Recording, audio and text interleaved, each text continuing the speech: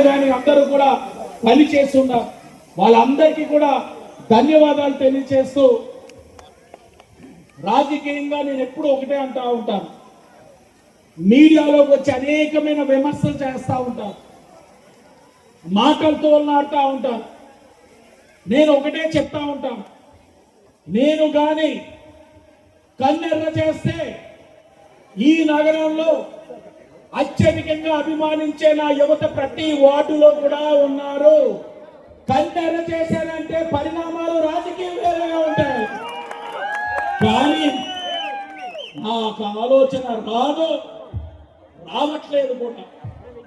నేను ఎప్పుడు ఒకటే ఆలోచిస్తున్నాను, మంచి రాజకీయాలు ఉండాలి, నగరం బాగుండాలి, నగరంలో మహిళలు సురక్షితంగా ఉండాలి, నగరం అభివృద్ధి చెందాలన్న ఆలోచనతో పనిచేస్తున్నాను. కాబట్టి ఈ రాజకీయం ఈ విధంగా వెళ్తా ఉంది.